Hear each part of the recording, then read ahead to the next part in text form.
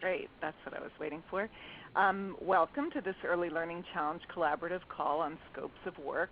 This is really just an intimate call among peers. Nobody is muted unless you're on a cell phone or in some loud area, when you can mute yourself by pressing *6, and then when you want to talk, press *7, and that's in the chat box in case you forget. The idea really is to give you an opportunity to hear from state leaders in round 1 and round 2 grantee states, so that you can hear how they tackled the scopes of work and what they would have done differently if they were doing it again now, and answer any questions that you have. We're only recording it in case somebody from your team couldn't make it today and wants to hear it. We certainly won't make it public, so feel free to say anything. I am Susan Hibbard with the BUILD Initiative, and the BUILD Initiative is the overseer of technical assistance and learning community activities for the Early Learning Challenge Collaborative. So that's me right there. And the goal of this presentation is to lower your blood pressure, because some of you seemed concerned about the scopes of work, and we want you to see that it will be, if not fun, at least not the challenge that you might think. That picture is of Miles swimming, and we just wanted to say we won't let you drown. We're here to help. And to help you create an informal community of peers to share strategies, those of you in the new states, and congratulations to all of you. And with the states that have the round 1 and round 2 grants, it's a great community of state leaders and states that can all learn from each other. Each of you is doing some similar work and some different work, and there's a lot to learn from each other, so that I hope you take advantage of each other. And I think it's been a very generous group, helping to answer each other's questions and talk about common concerns. So that's really the goal of the call today. Now, I know there's some of you I see who I didn't realize were going to be on the call, so these aren't exactly accurate. You can add on, but I thought we could just run through who's on the call, starting with Georgia. I think we have Carol Hartman and Mark Waits and Stacy Schaff, and we have Laura, Laura Johns, who's on mute. And I thought maybe if you wanted to start by just introducing yourselves from Georgia and saying if there's any big concern that you want to make sure gets addressed. We'll definitely address things like the level of detail and how to organize the projects, and issues maybe with the charts and the tables and monthly reporting and the budgets. But if there's something particular that's on your mind that you'll be sad if it doesn't get addressed on this call, please let us know. So Georgia, who are you? Hi, it's Laura on the call, and I think my biggest question deals with separating projects. If you had one big project that has a lot of moving parts, did states separate them out into more manageable units? Great. Any other questions from Georgia? Hi, this is Craig Detweiler. I'm here sitting in with Mark Waits, and my question, it concerns really all the projects, but particularly the IT projects. As we do our scopes of work, we work through our requirements definition, and from that we come up with timelines for construction and implementation, but we won't have those initially. And I know they said that we could be fairly flexible and those could change, but I'm interested in exactly how much flexibility we have as far as the timelines. Good question, Craig. And hi, Mark, as well. Any other questions from Georgia? Good afternoon. This is Kristen Bernhardt, also in Georgia. My question regards the project management scope of work. It was suggested to us that we pull all the high-level project management tools and scopes of work from across the other projects into the standalone project management scope of work. And I would love some tips from other states who have done this already successfully about the high-level project management and what to include in that particular project. Are you? Okay, great. Oh, yeah. My last one. Anything else from Georgia? Oh, gosh. It's either too loud or not at all. Okay. And if everybody could make sure they're muted so that we're not getting the background noise. Right, *6 to mute. Let's move on to Kentucky. Joe, are you here? Hi, good afternoon. It's Joe Roberts from Kentucky. And I believe I have some of the other core team on as well. I know Amanda Riley is also on for our office, and also had invited my colleagues from the Department of Education and Cabinet for Health and Family Services. But I think where we're at with this project, I very much appreciate some of the comments from Georgia, and we're really just at a stage where we're not sure what to ask just yet. So we're happy to participate and kind of hear where we're at as we kind of begin our work with the scopes of work. Great, and there'll be plenty of time later to ask questions as well or to jump in. Anyone else from Kentucky want to ask a question or say anything? Okay, Michigan. Do we have Susan Broman and I believe Joan on mute and Jeremy Reuter? Any questions from Michigan? Not right yet, other than the project management. Okay, great. Project management is a big one. New Jersey, do we have Ellen? Yes, we do. Hey, Ellen. Hi. I think, we're trying to figure out basically the way our grant's organized is by the sections of the grant. So we have our scopes of work by section, but then our budgets are by project. So we're trying to really kind of merge the two and don't want to end up with 1 million projects. So I'd love to hear how, if anybody else has dealt with that. Okay, great. Thank you. Pennsylvania, I believe we have Barbara Minzenberg, Maureen Murphy, Michelle Hill, Marianne Ollie, Kelly Swanson, and Marcy Walters. Any questions from Pennsylvania? This is Maureen, and I think Georgia really summed up my particular question about the smaller projects from the bigger ones with a lot of pieces and the timelines. Okay, great. Well, this is Tracy, and I would echo what have other previous winners done as we started to evaluate timeline and reality of implementing that timeline. We have real questions now. Reality is just a crutch. Hi, this is Kelly. I had some questions about how they were talking about contracts versus sub-grants, and the way ours is structured is the Pennsylvania Key is sort of a partner with the state, and would we get funds and then contract out to other entities, or would the state do it directly? We were all a little bit confused about the contracts and the sub-grants. Okay. They seem to think there was a big difference, and we don't know what that is. Okay. I don't know what that is. Okay. Well, hopefully you will at the end of the call. Any other Pennsylvania questions? Okay, Vermont. Do we have Allie Richards? I know we have you.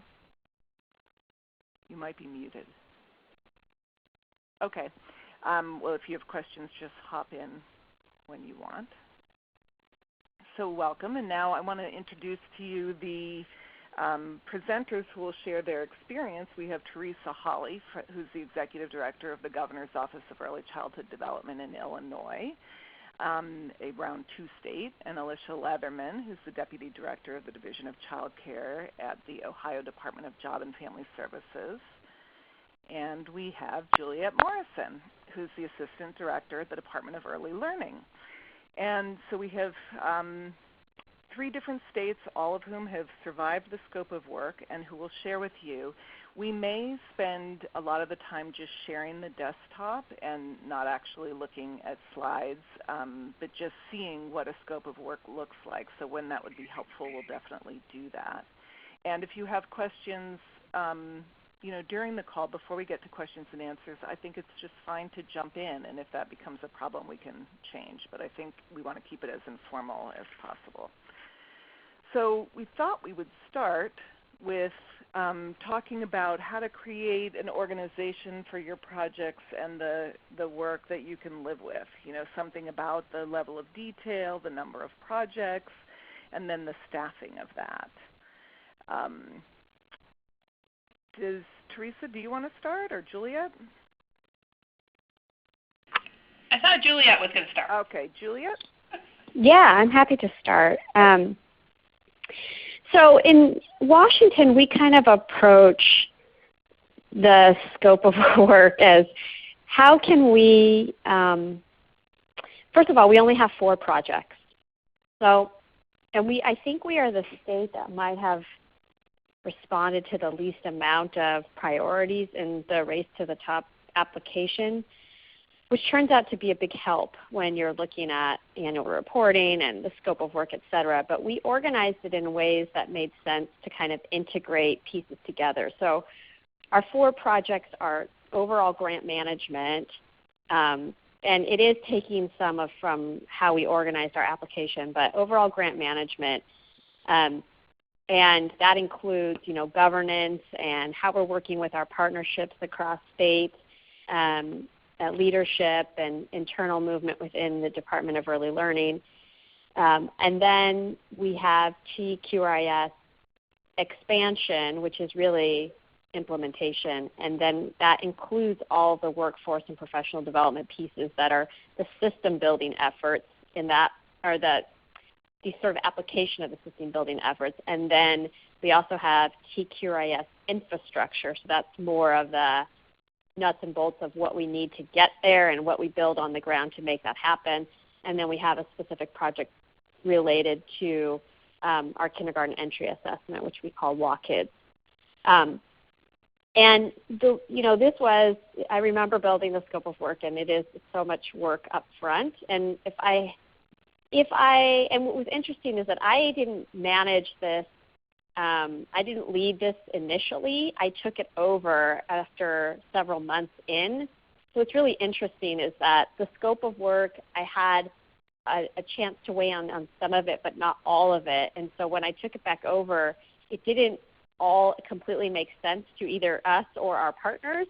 And so I only say that because you do have, in our experience, you do have a lot of flexibility and revising things as you go. Because the other thing that happens in Race to the Top is that you plan for something, but of course that's not exactly how it goes. So if I were to make any recommendation, it would be to try to stay as general as possible to keep the essence of an idea, knowing that you can always add more detail, or that you can always change language a bit or assign new partners or new people to that subtask as time moves along and as you implement. But we did kind of try to keep it as general as possible to reflect the spirit of what we were doing, but not so much detail that it would need to be revised all of the time, and or that we would need to report on things in a way that was just so much of a time cruncher we couldn't do it. So what we do is we have a high-level scope of work that we, of course, update every month once it was finalized. Those are our 4 buckets. We keep it pretty general. But then we have reporting that goes out to all of our subcontractors or subrecipients and to internal department leads.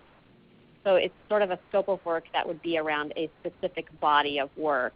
So maybe that's a communication strategy within our QRIS system, and it would go out to the person who's leading that, and et cetera. We have these monthly reporting that we require, and we're required in our contract with subrecipients that they complete it in time for our monitoring calls every month. And then we also put in the contracts some deliverables around giving us information for the annual report, because it is a lot of data you have to pull together, and you got to get people prepped for that ongoing ask. But what we do is we ask them to report on their scope of work every month, but then we give them another narrative sheet that we track, and that goes into much more detail, things that we might not necessarily want to put in that federal reporting, but that is really important for us to track over time as an agency and as a state. So we do kind of a 2-pronged approach. And the way that we've done that in Washington in terms of the capacity is we have a consultant on board who does the project management and has been able to find, who is able to spend time up front with every subrecipient, every lead. And so we would go together and we would sit down with them and say, let's craft this together. Does this make sense? And then also when there's a change, we have a point person to kind of say, is this change allowable within the agency? And they also deal with grads, which is a a big, big effort to put all of this information in grads. It was harder before, but I think they've done enough updates on it. And then to send out that monthly reporting and get it back. That's how we have it structured, is we really needed a person that was dedicated to doing that because we were all trying to do the work on the ground. Is that I'll stop there. Is that consultant who's the project manager full-time? She is, but didn't start that way. And now I think, going forward, we're going to be able to reduce that time. But for the first part of it, there was a lot of work to do, and so I think we needed her full-time at first. And this is Teresa from Illinois. I would chime in. We have somebody in our office who, is essentially full-time project managing on this grant.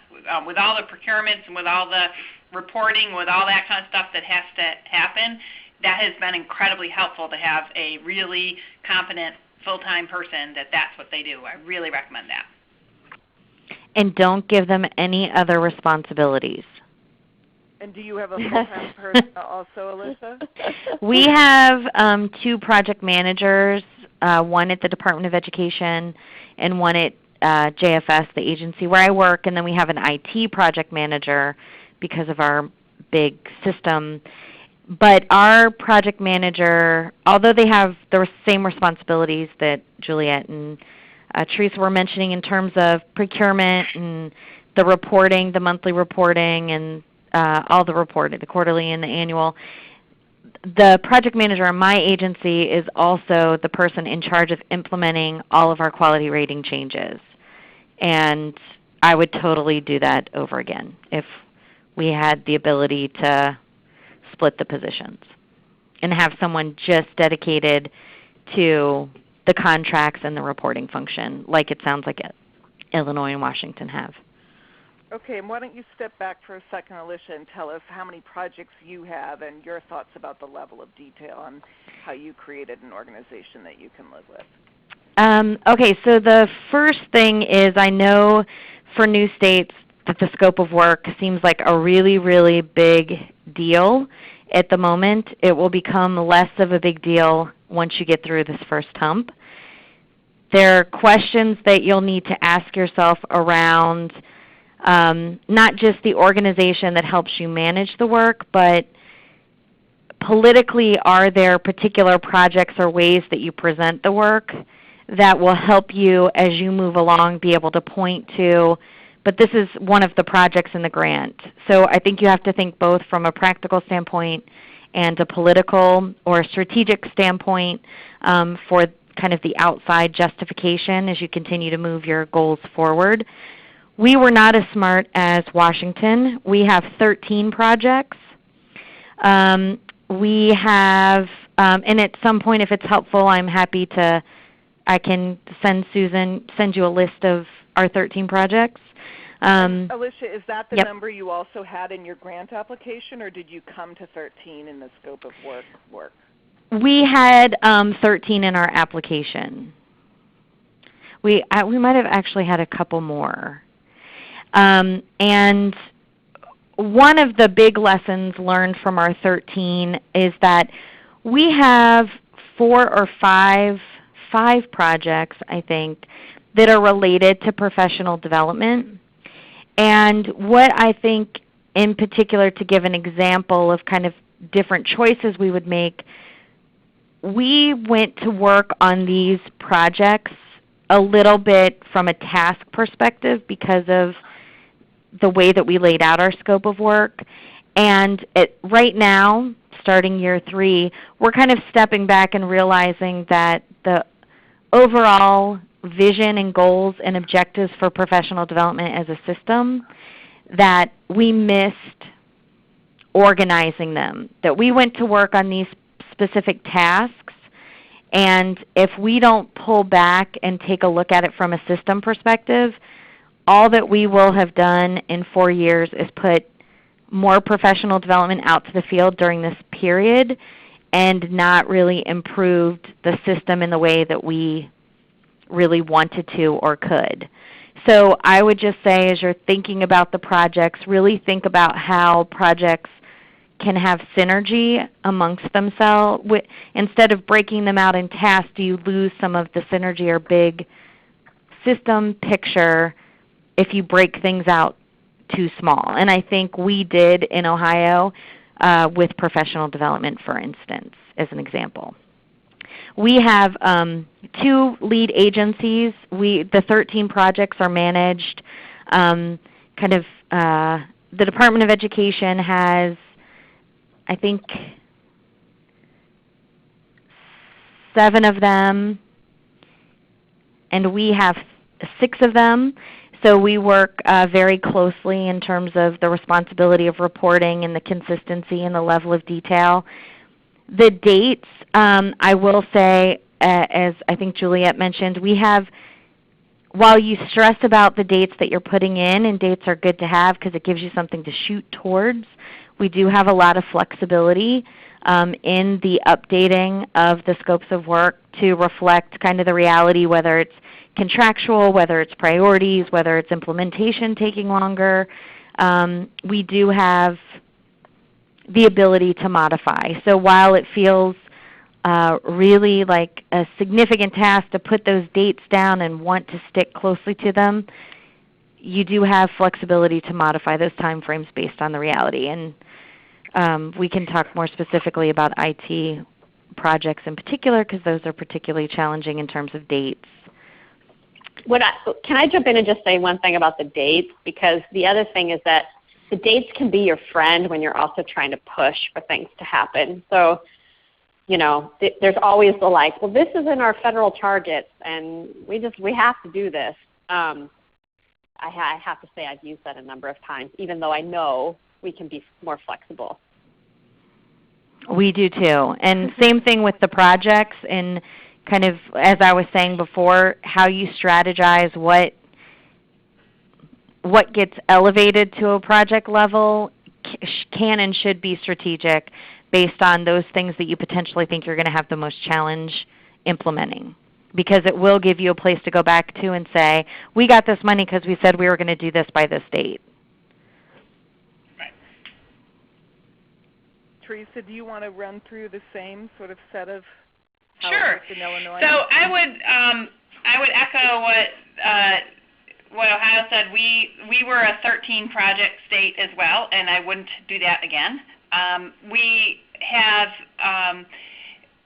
We put a lot of our different parts of our QRIS system into different projects, I think because we were trying to organize it along with the application, and the application chopped up QRIS into all these different parts, public awareness versus assessment versus building the system, all that.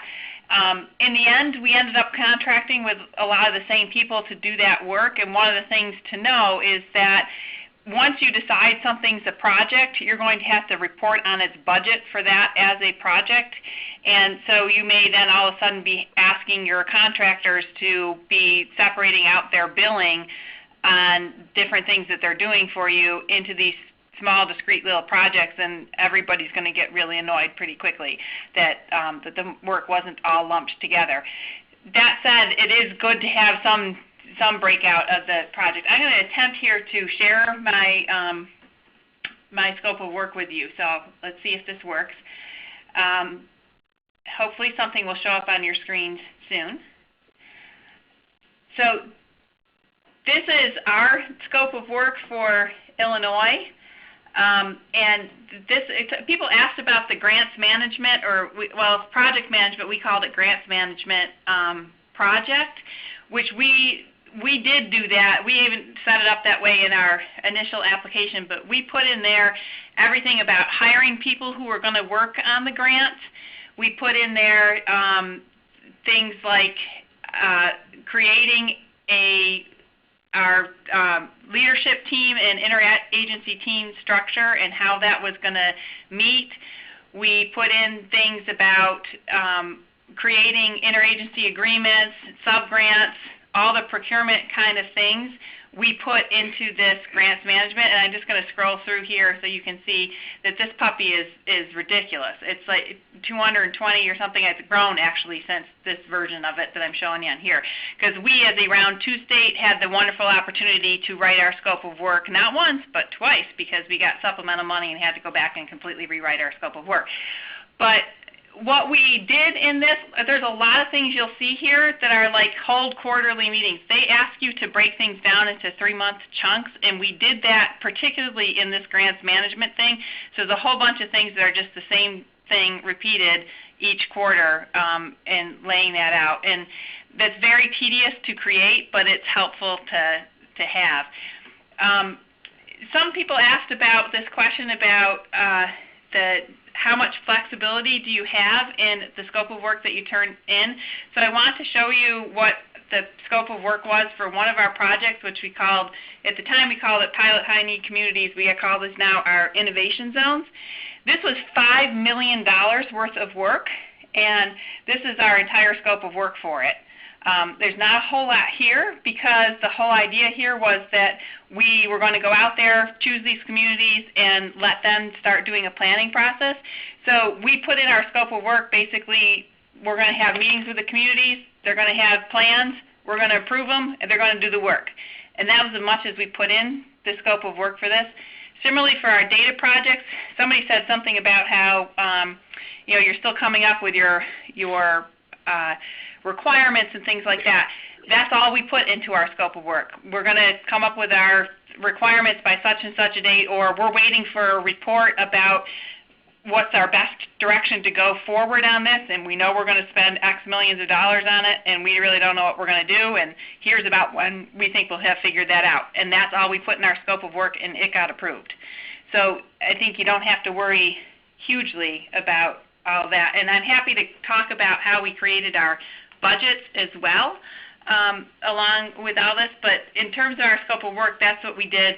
One tiny trick of the trade, and I know this is kind of sounds ridiculous, but if you're like me and you just cannot stand that some of your projects turn yellow or red on you, sort of due to no fault of your own, here is one trick. Find out when your monthly call is going to be with your federal officers, and know that they are going to pull down your scope of work update like 2 or 3 days before that from the grads, and you'll have all your reporting systems set up and everything so you can update it every month. But don't do like we did. Our call is on the first Thursday of the month, and we do all of our updating then by like the last Friday of the month before. And what happens is, because we set everything in our scope of work up to have start dates and end dates that are at the beginning and ends of month, we're constantly yellow and red because we have to, grads won't let you say something is in progress unless it's that date already. And so you end up with all these things that turn yellow and red on you just because you updated them on like January 31st and your call is on February 2nd. So we've now gone to setting everything up to be starting or ending in the middle of a month so that we don't have that problem. I'm going to try to unshare here so we can go back to the main slide, but happy to answer any questions about that or show people more about what we had. Well, and one question that Kelly has asked is about the grants or project manager, how long it took each of you to hire that person, and what did you do before you did find that person and get them hired? So why don't you start, Teresa? So for me, it was easy. She was already on board, and we just transitioned her from managing the SAC grant and some other projects to managing this, so we didn't actually have to hire. Everybody else that we did have to hire, the shortest it took us was we got somebody on in July. The rest of the key people that we had to hire didn't come on board until September, and in the meantime, it was pretty much just Kim and I doing everything. Not the answer anyone wanted to hear. How about you, Alyssa? We had a combination of both transitioning people. What we really focused on is making sure that we got, and as I mentioned, we have an IT project manager and a grant and a grant manager in our agency, and there's another project manager in the Department of Education. So it was really important from a content expertise standpoint that we got our IT PM in place quickly, and it took about 6 weeks. We did pull someone who worked for our department but moved them into a different position. They weren't familiar with childcare previously but had worked on big projects within our agency.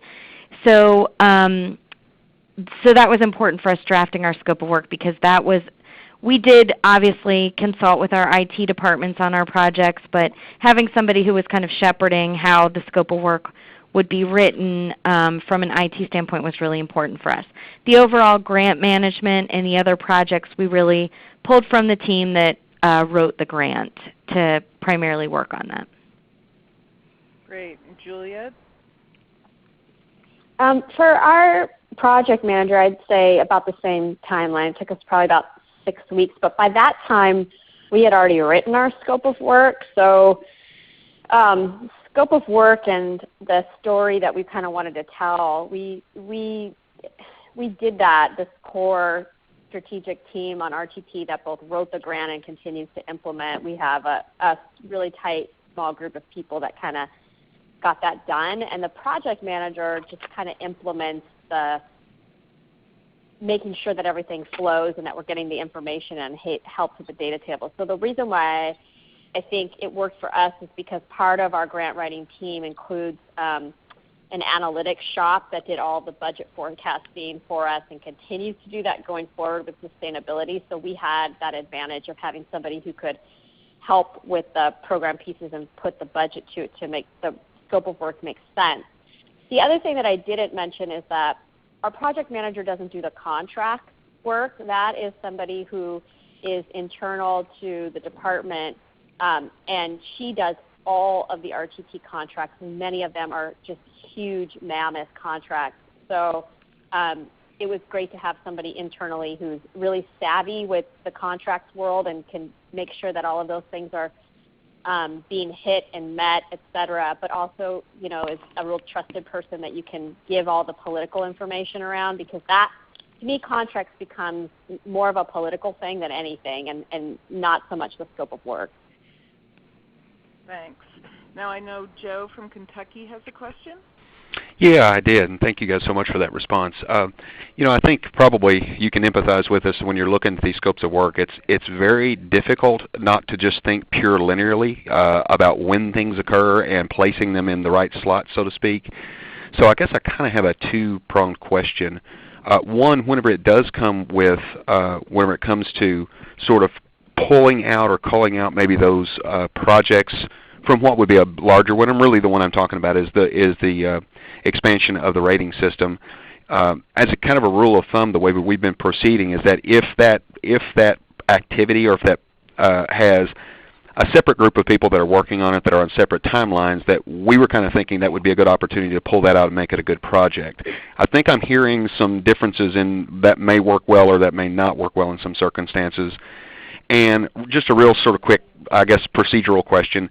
And we heard the same message, of course, that whenever you break out those reoccurring things, like those quarterly meetings, are those, and I think I noticed on the scope of work that was shared with us, those were all kind of lumped together by, kind of like, okay, here's where we're going to put all these quarterly meetings, and didn't necessarily follow a linear flow as far as the date goes. Does anybody have any thoughts about those two things? So this, Teresa, I'll take the second part of that. Yes, we did just lump together all those kind of things together under, an activity that we called implement our subgrants. So we didn't try to weave those all through. I would say my advice would be to take really good advantage of all 4 levels that you've got within the scope of work and in the numbering system. So the first number is the project, the second number is the activity, and so grouping things as activities under the project will give you a way to make it feel a little bit more coherent. And then the next level down that is the tasks that you can get more concrete with, but you have even a fourth level beyond the task, so you can do like 1.1.1.1, where you can put in things like deliverables or milestones or things like that. In our state, we erred heavily on the side of fewer rather than more milestones and fewer rather than more deliverables as well. And that's one thing I would say that we were caught off guard with when we did do this, that when we sent our scope of work out to all of our contractors, we knew who most of our contractors were going to be when we were creating this, and we made them write most of their scope of work, and then we approved it and incorporated it into our bigger one. People were different about whether they really filled in that deliverable column or not and what they put in it. And all of a sudden, the Grad 360 people pulled out everything that was in the deliverable column and made it its own milestone or deliverable item in our scope of work, which we negotiated to be able to pull those all back out because that was just crazy. It doubled the size of our scope of work and what we were reporting on. I would say err on the side of, put in deliverables when they're useful to you to put in them, but don't just fill in that column for the sake of filling it in, or you might end up with a lot more things to report on than you had intended. And this is Alicia, and to add, I think one of the big questions that each state needs to ask itself in terms of how you're going to manage this grant overall is, what is the scope of work?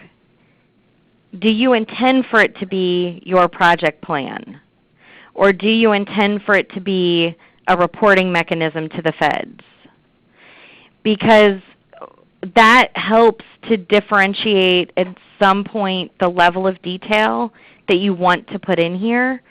We by no means, shape, or form for any of these things have all of the tasks that implementing the types of systems that we're talking about that you would have in this information. So you have to also figure out, so that it's as beneficial as it can be to your staff to have a scope of work, live and support kind of another level of project planning or implementation planning. You want to figure out how they can support each other and live together to decide how much detail you really want to put into the scope of work. Excellent. Thank you guys for that. Is there any time when you felt like, it sounds like in general you're saying less is more, that you don't want to burden yourself with a level of detail that then you'll be called to report on monthly. Is there any exception to, when more detail really helped you?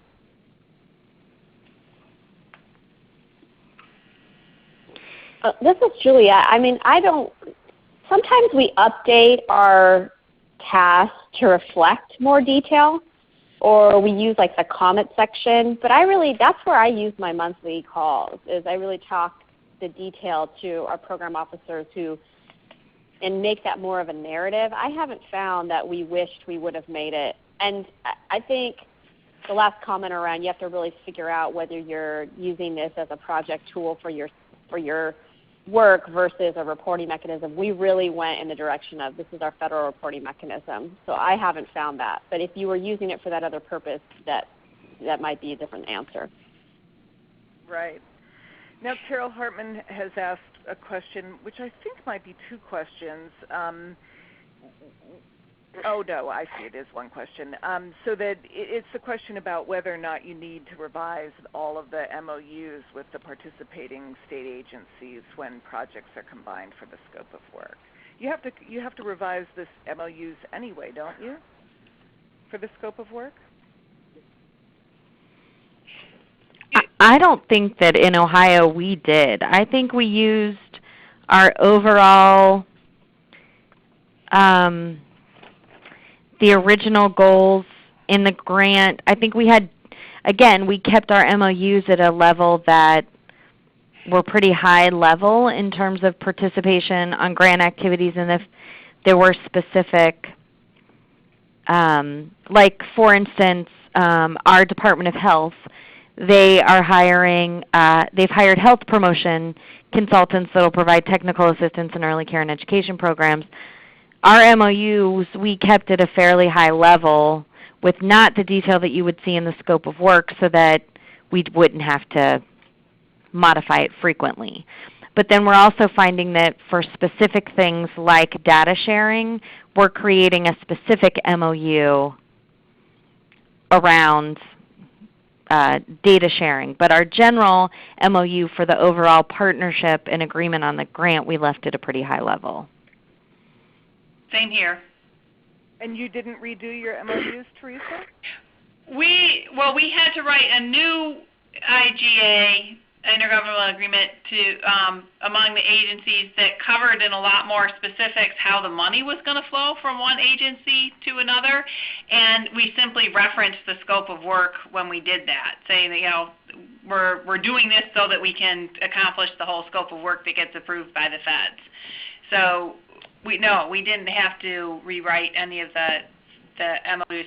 One of the things that's nice about when you go, I don't know how many states are like ours where it's really the governor's office that's managing the project, but it's the different state agencies that are letting the contracts and the RFPs and all that kind of stuff. Once you go from the agency-based budget that you put in your application to the project-based budget that you're going to work on from here on out, what agency it is that the money's going out the door through doesn't take on very much meaning to the feds anymore, which for us has been great because it's given us the flexibility to say, oh, wait a minute, our DHS, or Human Services Department, is now really backed up in trying to get RFPs out the door, but the state board we can do that with, so we're going to move this over into state board, and it's been pretty flexible to be able to do that. And our MOUs and everything, our IGAs all let us do that. I saw a question here from Maureen Murphy about whether everybody was using this more of as a reporting mechanism than as a project plan. I would say in our state we actually used it more as a project plan because we actually made our contractors write the scope of work. And so we have used it as something to be able to hold them accountable to, like, hey, you said you were going to do this by this date, and we told the feds that.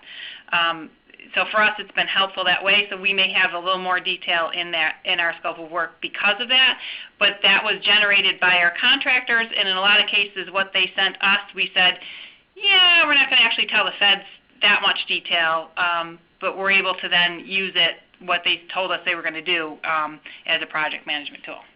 Okay, thanks. That was Teresa from Illinois. So people are getting confused a little bit about which state is saying which thing. Yep, sorry. That's okay. Did anyone else want to answer that question? I think you both, the other two, Washington and Ohio, both said they used it as a federal reporting mechanism. And then Jeremy's asking from Michigan if any one of the states would be willing to share their Excel workbook just so that he could look into it and play around with it. We'd be happy to, both our workbook and our budget narrative, if you want to steal any of our formats for that. That was Illinois. Okay, great. And Ohio would be happy. We, because we're in such close partnership with the Department of Ed, I just want to check with them before we send everything out, but I'm sure it won't be a problem. So I switched over to this slide just to see if there are other questions that sort of relate to what we've been talking about. I'm surprised by the MOUs with other agencies. I thought they had to be redone in the scope of work time, but that sounded good that you didn't have to.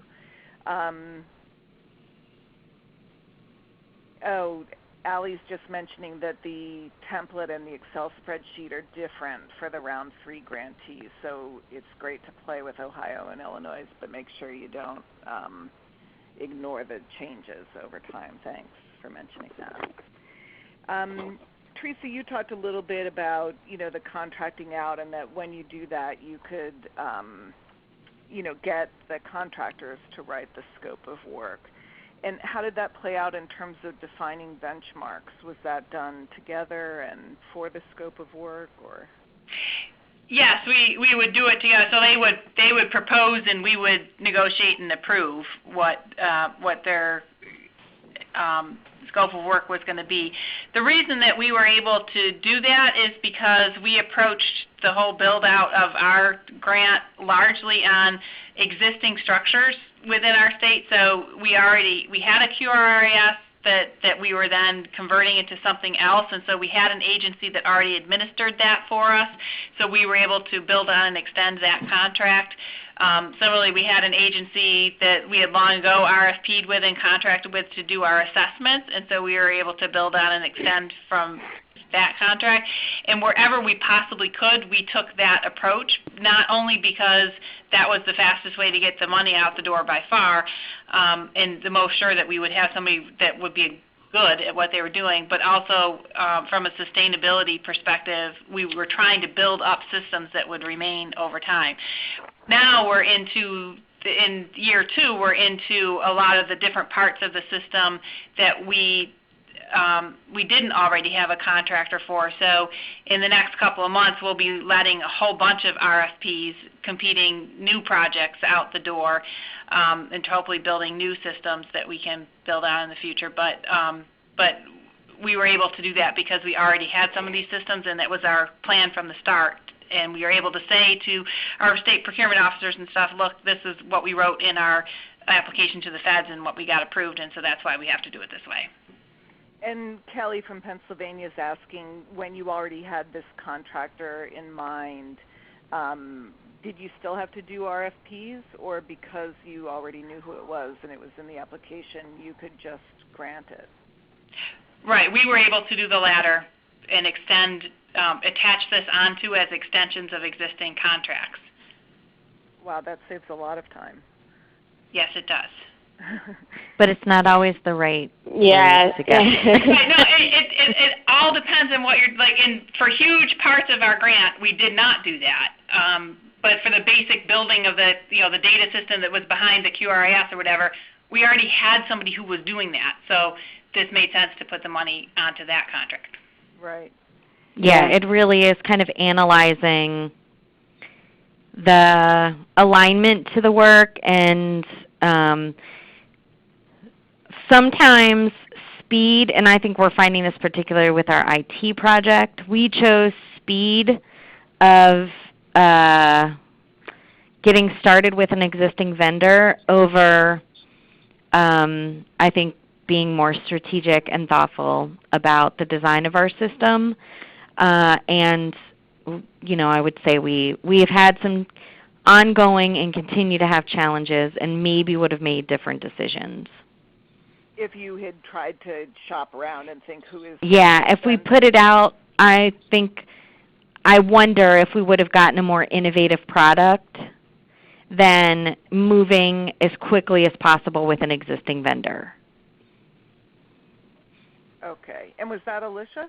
Yes, I'm sorry. Okay. Yes. Ohio. Sorry. It didn't sound totally like you, so I got confused for a second. Well, I've been working on multiple voices lately. Yeah. So. This is Juliet from Washington, and since so much of our work was nothing, we hadn't built the systems yet, so kind of the opposite from what Teresa was saying. We still knew who many of the partners were going to be. We almost always had to put out for bid, even if we didn't. I mean, there were some specific cases where we didn't have to do that. But in terms of the scope of work and the scope of work helped us build those contracts. And then we used the contracts to craft. I mean, we used the contracts to really do system change. It gave us, sometimes the only ability to make sure that system change happened, and that's how we could do it so rapidly. But now, the scope of work feels much different to people. It feels like they all own it. But I wouldn't say at first it felt like all of the partners owned their scope of work, but that was almost strategic on our end because we were trying to push systems change and overhaul. And now the scope of work feels so much different than it used to in our state. Interesting. Okay, let's turn to budgets for a second. talk about what happened between the application and the scope of work in terms of creating detailed budgets. And people have raised the issue of, indirect cost rate and which rate do you use and how do you figure that out, and thoughts about the detailed budgets.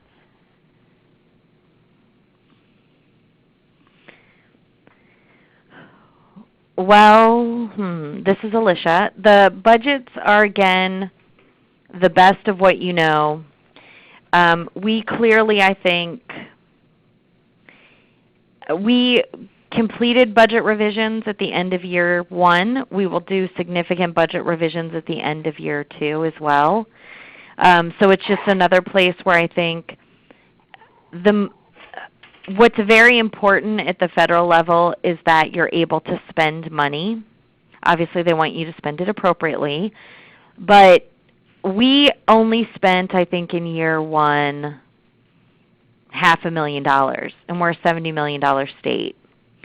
And that was incredibly problematic just from we're also a big race to the top state, and as people have known, there was underspending in big race, and so the feds definitely don't want to see underspending in the challenge grant. So the feds were very open to us kind of readjusting after that first year and saying either we missed the mark or we're going to spend, everything is getting compressed into a different time frame than what we originally anticipated, or just so I think there's just an understanding that as you're developing these budgets that they're estimates and that there are going to be modifications. With the indirect cost rate, it varies for us based on the project and who the lead agency is. For instance, our indirect cost rates are based on the indirect rate that each of our departments establishes. My department actually did not take an does not have an indirect cost rate on all the projects we lead, but the Department of Education did have an indirect cost rate. So we the feds were accepting of having different cost rates depending on the project and the work and the leads, the policies that are established by those lead agencies. Great. And this is Teresa from Illinois. One thing that we discovered after we had done all these budgets and everything like that, we used the indirect cost rate for our lead agency, which is the State Board of Ed, which had the lowest rate, which is what you have to do. But we found after we were, 10 months into implementation that our Department of Human Services wasn't even able to, through their accounting system, to take an indirect rate because of the way our grant was set up, and so we had to go back and rebudget all of that money. So it's worth exploring in pretty good detail with the budget people in the agencies whether they're actually going to use that indirect rate or not, because that could be like big underspending you didn't anticipate having. Juliet, any budget thoughts that you want to share?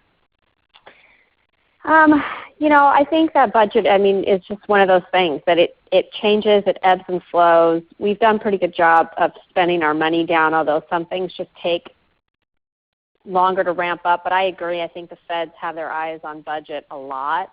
And we've just really been mindful of trying to not hit the budget amendment pieces. So how do we shift and then not have to do a full amendment is one of the things that we try to keep a lid on. So there are certain trigger points that you do, a change that equals more than $500,000, and there's going to be an amendment process. And what we've found is that takes like 4 months or 5 months to actually complete that whole cycle. And so that's something to consider too when you're crafting the budget, is that if you have to make big budget changes, sometimes it can be a long process. And so we are strategic about when do we update, because things are always changing so often. You have to be real strategic. And then the feds, of course, make you report on certain things, but the reporting is really high level that you have to do on budget. And this is Teresa from Illinois again.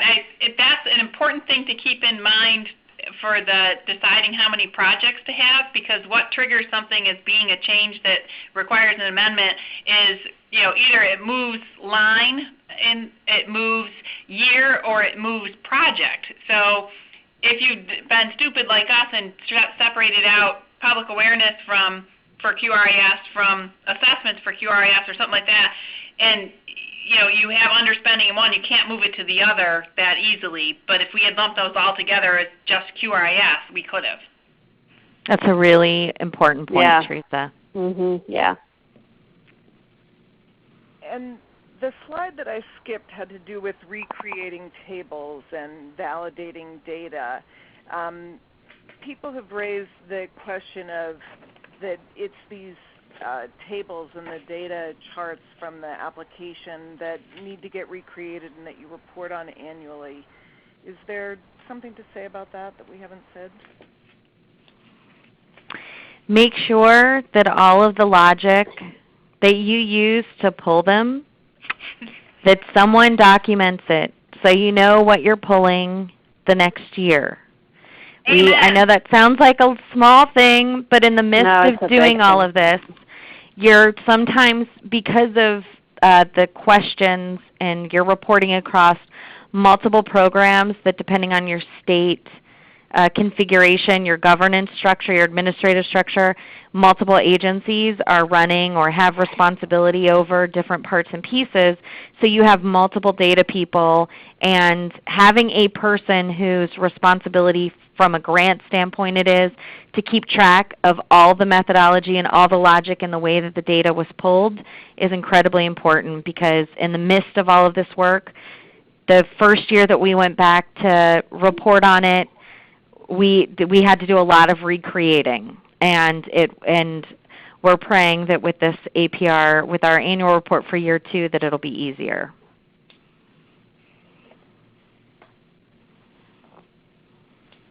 Anybody have any questions from any of the states about this aspect? Do we only need to update the tables with targets or all tables? Michelle is asking from Pennsylvania. I think that whatever you have to update is probably in the template that they gave you and walked you through. So I know when we did it, all the performance measures we had to update, but we didn't have to update like the table A1 and all that kind of stuff. You have to do that for the APR, and it's worth going back and like I said, writing down right away how you came up with those, because you will forget by next year. Yeah. The other, sorry, Juliet, go ahead. Oh, that's okay. This is Juliet from Washington. I was just going to say that I think the data tables and the budget tables are the hardest part of the APR. They took a lot of time for us and a lot of people on that to get it right. And but we also are real happy with footnotes, because sometimes you can't change the way that they're asking you to report, but you can add context. And the other thing about these data reports is the data is very focused, or can feel very focused, on just the measures related to the quality rating, around quality rating and high quality settings. And there's an awful lot of work that's happening within the system that people are often, in our internal leadership groups, it's like all of our success rides on what feels like one stream of work from a reporting standpoint to the feds. And so just think about that as a leadership team. How, as you're compiling these reports on an ongoing basis, how you try to find balance so that people don't feel as if that's the only measure of success that you have in your project. That's great. And while you're just talking about measures of success, how are you communicating and keeping people sort of revved up for the work and the change? I mean, how are you communicating regularly with the larger team about how things are going?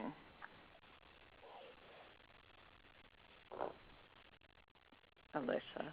Is the larger team, so when I said larger team, I was thinking more of our kind of the staff, the staff that are working on elements within the department? Yeah, that's what I sort of meant. Okay. Thinking of it as ripples out. Yep. How do you go from the core team to the next rung to the next rung? How are people knowing how you're doing and feeling good about things that might not, hit the front page? Well, we do we have monthly cross-agency meetings with the core management or leadership group from the departments. Then within the Department of Job and Family Services and Education, where, again, we're the primary two agencies that are leading the work in the Challenge Grant, it has varied based on the tasks we're working on. We do, don't cringe, we do 8 o'clock meetings for a half an hour every morning. About 15 of us from the two departments to talk about whatever we need to for that day or what we need to be planning for. We also do cross-training and meetings with our staff when we take it out further. We do strategic meetings, training meetings, implementation meetings with our staff, and when we pull them together, it's about 60 people. So we try to pull that group together on a monthly basis as well, so that the managers and the leaders and the supervisors and the people who are going out and actually completing inspections are having an opportunity to meet across departments and understand what's happening across the larger, the overall project and how their piece fits in. So those are some of the strategies that we've taken. That's good. Okay. I'm going to move to asking a little bit about governance and, how has it changed over time? How did you structure it originally the way you like? Is it a dynamic thing, the relationships between the agencies and the core team? Anything else to say about those issues? Teresa? I think that what we discovered was that racing analyses, or who's responsible, who's accountable, who's actually doing the work, is very helpful. We have a pretty amorphous governance structure, whereas it's clear that the Governor's Office of Early Childhood Development is leading the project overall. We are a brand new entity, and we're trying to bring together a whole bunch of people from different agencies who have worked together before, but not anywhere like this. And we're taking over some of the things that they used to have the policy-making decisions on and all that. So it's very helpful to, as you create this scope of work, to go over it with your core team and be clear about who gets to take the lead on what and who really gets to make what decisions. And that's an evolving process that I can't say that we've come to full consensus and clarity on even a year in. Not quite at perfection yet. Nope. And what about monitoring? What is your internal process, and what does it look like? Everyone who's on that core interagency team for us, which is probably about 12, 15 people, has access to the Grad 360. We have a monthly team meeting, and the dashboard from the Grad 360 is always on that, so that everybody knows how we're doing. And then we have a higher level summary of that dashboard that we've created for our Early Learning Council and more public reporting that we use to show everybody that we're on track with everything. How do you decide how many people should have access to Grad 360? What were your considerations, any of you? We only allowed 3 people to have write access to it, and we let pretty much anybody at a certain level or above in state government have read access to it. That was how we did it. How about you, Juliet? We only have a few people that have access to it, and what I've found is that in terms of tracking and communicating out to the field or to people who are really leading the work, that they don't really like looking at that reporting, that it's much more glamorous if you put it in like a newsletter or when you present it at a venue, that people just pay attention to their scope and their scope only, and I think that that can be a limitation because you want people to continuously see everything as a whole, everything being integrated together moving forward. So we really only use it for our federal purposes, and then we figure out how we want to craft the story of our successes and just tracking it over time and kind of put that out in different ways. That makes sense. Alicia, how about you? Anything about governance monitoring that you'd like to share? So we have a different structure because when we wrote the grant, the two departments primarily worked on it.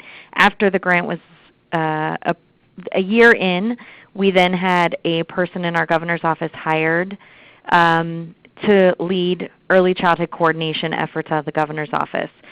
So the state agencies are the ones, we have two people from each of our departments that have access to grads and are kind of in charge of keeping the scope of work up to date. And then, but our governor's office has responsibility for the collaboration and what's happening. But it's a pretty kind of just oversight.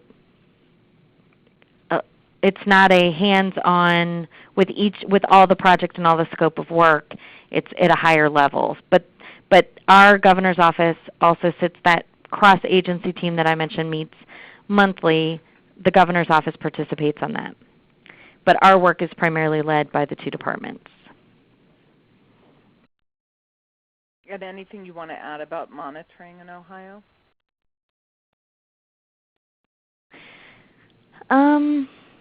Around monitoring, I think it doesn't. I don't think we have a really strong system of monitoring. From a federal standpoint to the state, it's a pretty supportive relationship that we've experienced. Our monitoring that we have set up with each other, it's kind of a peer-to-peer monitoring. We don't spend a lot of time monitoring. We spend much more time on strategy and implementation. So we kind of do the minimal that we need to meet the requirements of the grant around how we monitor. And Tracy from Pennsylvania is wondering, as you talk about the federally assigned staff and the relationship, whether during the scope of work process and the budget creation process was the federally assigned staff, accessible and helpful? Can you reach out to them at this point, in other words?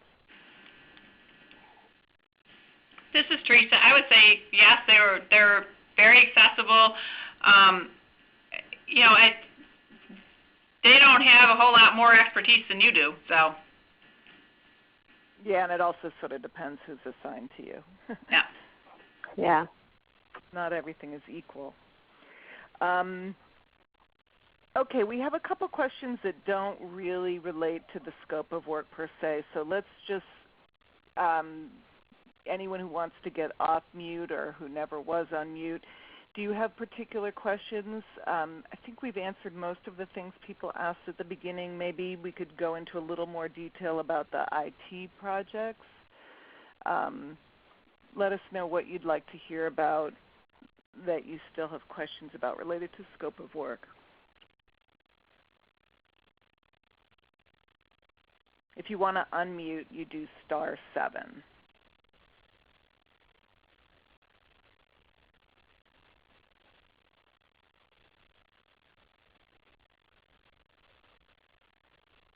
I can't believe there isn't a question.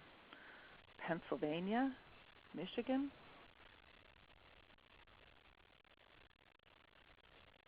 No? See, we've calmed them all down. Cool. Okay. So Susan, Yep. Well, I was going to say, it's Tracy. I had an earlier question about the initial team meeting. Is it okay to ask that now? Yeah, I just wanted to make sure if we had anything right on the scopes of work that we'd do that first. Okay. But it seems like maybe we don't, so we can go right to it. So go to it, Tracy. Well, I was just wondering, we're getting information about a team of 5 to go for our initial meeting, and wondering, having had the experience of going through that process, if you had recommendations about the composition of that initial team.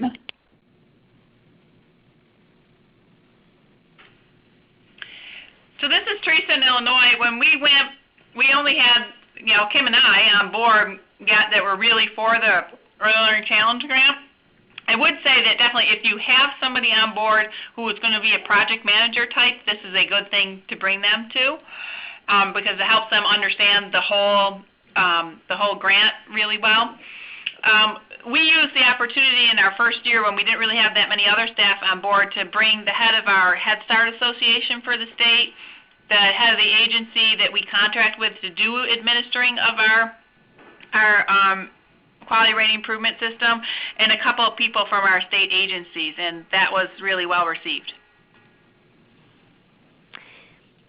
This is Alicia from Ohio. I mean, this is a tricky one because who the feds would like to see you bring or have on your team, and what's most practical for you to because from our perspective, when you have that first meeting, if you're fortunate enough to have kind of the key managers in place, you're a new team yourself, and together, whatever the composition is. So being able to go to this meeting with the people who are actually going to do the work, it may mean that there are 2 or 3 people from the same department.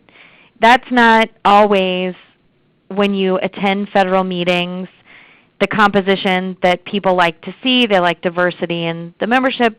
So based on the agenda, I think my recommendation would be take the people that are going to give you the best start to working collaboratively on the team who has ultimate responsibility for the success of the grant, and figure out the other ways to include and engage additional partners and stakeholders. Because I'm sure you're doing that anyway, or you will be doing that through your state advisory councils or all of these different advisory groups, or feedback, the ways that you're creating and soliciting feedback.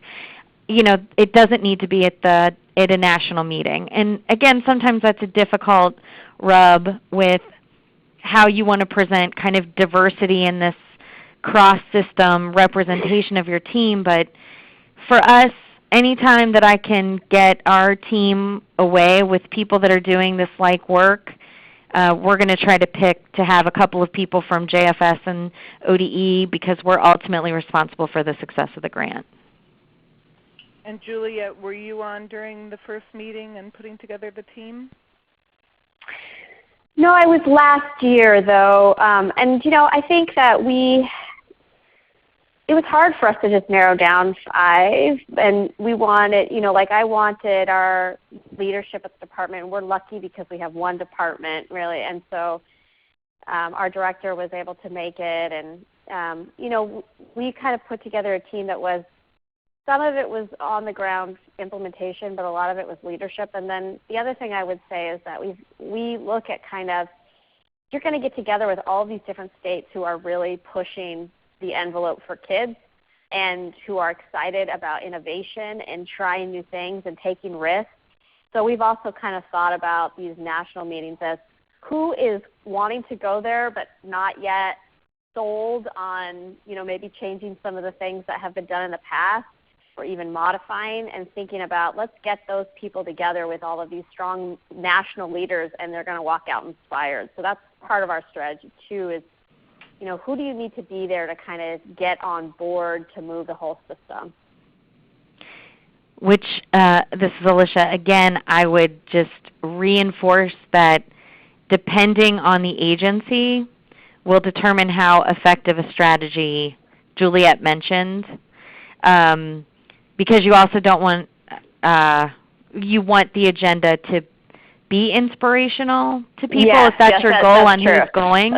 And That's sometimes the way that these meetings have been structured, I'm just going to be a little on it. Like last year, our team that went, we didn't leave feeling invigorated and recharged. And we actually felt like the meeting was really geared towards the year 2 states, and there wasn't a lot for the year 1 states in terms of inspiration. And so just pay close attention to the agenda and ask your federal officer for as much detail as they can give about some of the activities within the agenda to really help to be strategic about who goes. Good point.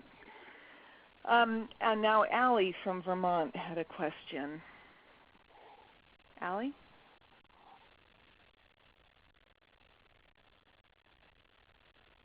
Are you muted? If you are, press *7 to unmute yourself.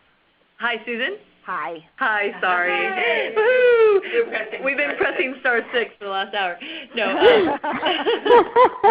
Which means we've been listening very well. No, it's very helpful. Thank you. I'm here with the whole team, so this has been great. We've been able to digest all this information.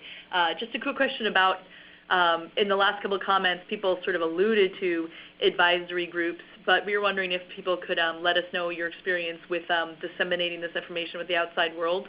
So more, less about how you work sort of interagency and divide that governance, and more about how, like we're, for example, considering having an advisory group of a mix of sort of designated agencies and other partners that maybe is an advisory role that meets with us once a month, once every 2 months, just to not have it be like a secretive operation behind closed doors. We also, of course, will be working with our state advisory council and those regional partners, but we're thinking about having something a bit more formal. So if you could maybe comment on successes you've had or examples with that.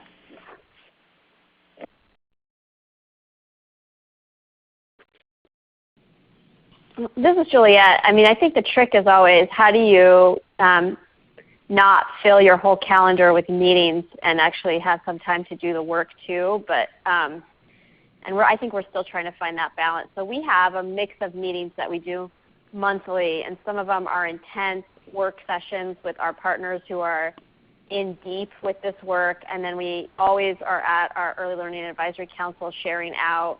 And we also have an early learning partnership meeting monthly between some of our private philanthropy and our K-12 office to make sure that we're kind of looking at the whole system and the state. So I think we found success in kind of having the 2 different levels, the report out and having lots of really good graphic information to share with people. So we're at the place now where we have these amazing kind of data dashboards that we've put, and we've kind of built it up over time. But now we have a lot more public-facing information, so it makes the quality of what we're sharing, I think, more interesting, and more communities can kind of dig in and see how they work. And then also a lot of our communities, we've been giving them information for them to kind of digest and use locally, and there's particular champions that the state doesn't necessarily attend, but there's a lot of work that is aligned with the state priorities and our Race to the Top work altogether. So we do a mix of that every month, but it really feels like you just never have enough time. It really does. This is Alicia from Ohio. This is a place where if ever there was 2 hours worth of strategic thinking before you write, you might have written, we probably have 10 or 12 advisory groups in our grant. And we have advisory groups that are duplicating input in some cases, like around our assessment system. For instance, the Department of Education has an assessment advisory group. Our ECAC has an assessment project team. We have, you really, really want to spend your time, even more so as it feels now, really in getting very strategic input from people. And we use our Early Childhood Advisory Council as kind of our grant stakeholder group, we provide updates and have discussions on a monthly basis about the project and the grant. And then we have project teams that are specific to a task. So I mentioned assessment, there's a family engagement, professional development. But then in our grant we have additional topic-specific advisory groups. And I do think that less is more, and having a group that, because this is a lot to digest, and so having a group that understand, that may not meet as often, but that can kind of understand the concept, the big picture, rather than having 12 different groups that are going deep in one area. It can just be challenging to manage and to make sure that you don't have advisory groups that are in conflict with each other in terms of the way that questions are asked or who's facilitating or how they're facilitating. So it's just a place to be cautious, I think. We're utilizing regional forums have been really useful for us. Our state, we're lucky, it's 5 hours top to bottom and sideways. So we can get anywhere in a day to do a regional forum, and we found the face-to-face option with stakeholders and to get feedback for the overall grant was a really helpful tool when we started out to kind of find out what people were most worried about, most excited about. That really helped us kind of shape our communication and help us rethink our advisory, our feedback loops. Great. Anything to add to that, Teresa? Well, Illinois is a serious public-private partnership state, so I'm pretty much not allowed to even breathe without consulting an advisory group. But we have that all through our early learning council structure and committees and subcommittees and all of that. I would say that it is good to try to map out who in those advisory groups is going to be participating in what discussions, because I think Alicia is right that there's a lot of potential here that you have multiple different advisory groups coming to different conclusions about what you ought to be doing. And I agree with the kind of less is more. Getting good focused input and really thinking about how you want to get that input is more important than getting everybody's hands in the clay, although there's something to be said for people getting their hands in the clay too. This is a hard thing to work on. I do think that having, this is Alicia again, I'm sorry, as Teresa just triggered this for me, if there are a specific task or project you're working on, there's a point in time where you get to where you think it would be really good to get input from a group of center administrators or a group of principals. Doing those kind of strategic ad hoc feedback sessions are sometimes more effective than setting up an advisory group with ongoing expectations for convening and coordination and being the first and the only ones who get the information so that they're the ones who can message it. Sometimes the strategy of having those topic-specific strategic conversations about a task or a goal or where you are is more effective and actually takes less time than the ongoing expectation of advisory groups. Good point. Joe has his hand up. Is it related to this question, Joe? Otherwise, I promised I would ask another question next. It is related to Alicia's response, and I'll keep it short. And that is, it triggered a concern or a conversation that we had here regarding how much input you get on really strategically thinking about the methodology that your state's going to utilize. And in particular, what I'm talking about is whenever you're putting together sort of your re-envision QRIS. We've met with some researchers, and of course researchers are saying, hey, we would much rather be in the beginning of the mix of the conversation, as you are developing sort of your methodology of how you're going to proceed.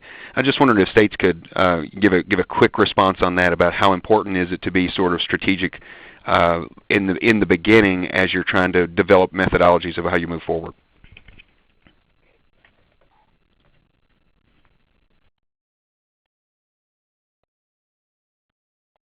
I'll call on you if you don't jump in. can we ask Joe a clarifying? So specific to researchers or stakeholders in general? Do you want? Well, I guess I'll put it a little bit more bluntly. I mean, as you move forward with something as complex as a rating system revamp, and you're trying to do all those things you need to do with your rating system, making sure that your levels really do differentiate quality. Are you really looking at the true indicators that are going to possibly affect child outcome? I can see that if you don't consider that very thoughtfully up front, then that may open you up later for some sorts of well, what was the methodology that you used in order to get to where you needed to go? I just maybe I'm overthinking it. Maybe I'm just saying that is something that states maybe did not consider up front, but really, and I'm used the term validation in a different sense here, and that is really validating your methodology on how you're going to proceed. How much time and effort went into that, I guess, is my question. Does that make more sense? Mm-hmm. This is Juliet from Washington, and we aren't going to share this with everybody broadly, right? I'm just going to do the check. Right. We won't give it to anyone other than the team members. So we're around one state, and I just submitted my validation plan 2 weeks ago for QRIS. And it's not that we didn't have an idea about the specific methodology and what we wanted to do, but we hadn't scaled our QRIS yet. So I just don't think at the beginning we were ready to put out there, here's exactly what our methodology is going to be and what we hope to answer, until we knew a little bit more about implementation on the ground. So I have to be honest and say we punted for a long time. That's helpful, Julie. Thank you. And this is Teresa. I think that from Illinois, I heard even more of the question, like how do you make sure that everybody understands how you came up with whatever your QRIS was. We chose to do that through an extremely participatory process, which I think in the end we're going to look at what we came up with and say that it was in fact a dish that was made by too many cooks. But the plus of it is that people really do feel like they were heard and participated in the process of creating something that doesn't feel quite so much like a gotcha system. And we did document a lot in terms of public meeting minutes and everything like that, how we were making the decisions along the way. But are you talking about the evaluation plan to the validation study of your QRIS, or are you talking about like the accountability system within your QRIS? I was talking more about, and I apologize, whoever just now answered my question was spot on with what I was asking. It's that process of how you get to where you're going, and making sure that that is a participatory, transparent system that, that when at the end of the day, I love the term, we don't feel like it's I gotcha system. Making sure that you have the appropriate buy-in, and I appreciate the comment about the documentation, because I believe that's something I've made on a number of occasions. It's almost as important on how we got there as where we ended up. Okay, this is Juliet, and I'm sorry I answered a question that you didn't ask, but there, yeah, that is well. Hey, too. I appreciate that piece of information as well. Okay, we only have a minute left, but I promised I would ask this, so I'm going to try to see if there's anything that you can say about this in a minute. Any advice about the TA plan? That is not a minute. Okay, we'll have another Don't call. spend much time on it. What did you say? Don't spend much time on it? That was Teresa. Maybe I shouldn't say that, but yes, that's what I said. Yeah, okay, just say a word about why. Why? Oh, because, well, in the end, our TA specialist basically helped us write it anyway, and it may be just that's the approach we take to TA in our state. We have a lot of really great relationships with TA providers to begin with, and so we are much more in the just-in-time, we tell them we need something and they give it to us, rather than a big old plan. Okay, and we'll organize another call and focus on TA. And thank you. Yeah, maybe don't listen to me. I'm a bad girl. No, you're not. You're great. Okay, but we will go just a minute over for each of you. Is there any last thing that you want to say that you just wish you had really realized from the outset I think, you've all said less is more. Sometimes ad hoc might be better than, permanent. A few things like that. Is there anything you wish you'd known before you wrote your scope of work that you'd like to share as a parting thought? Well, I wish I would have had something like this where people could say, don't stress as much. I think that that's the message too, is that it is flexible and you can modify as you go because there's no way to know what's coming down the pike. And we push out dates when it doesn't make sense because we want to do it in a meaningful way, and we've never had an issue with that. So I think it's expected with an effort this large. Okay, so no high blood pressure, relax, do your best, you can change later. And no one's going to read this like you do. I mean, we think that sometimes we put out all of these big things and that, people are going to, we're worried about how much detail or how people, this document should really be used for you in the way that, again, that you want to either use it as an organizing planning tool in your state or want to use it as a reporting mechanism. But it really, like in our state, it has not taken on a life of its own. People don't gravitate to it and want and ask for it and want updates. It's just not, because it's so large, it's just not become one of those. So don't worry too much that it's going to be everywhere and the people are going to be using it. Now your state may be different than Ohio, I recognize, but in Ohio that's been our experience. And this is Teresa. I would say as much as you as the internal people need to know that this is a flexible thing and it's not that big a deal, I would milk it for everything it's worth to the people that you're working with to say, oh my God, this is our federal scope of work and we absolutely have to do what we said we were going to do. It can be very helpful in that regard. Great point. Use it as your tool. Well, thank you so much, Teresa, Alicia, and Juliet, and good luck, Georgia, Kentucky, Michigan, New Jersey, Pennsylvania, and Vermont. Feel free to let me know other questions. We can rope these good people into more thoughts. I'm confident. Thank you very much. Thanks. Thanks. Thank you all. Good luck. Thank you. Thank you. Bye. Bye. Thanks. Bye. Bye. Thank you. Please stand by.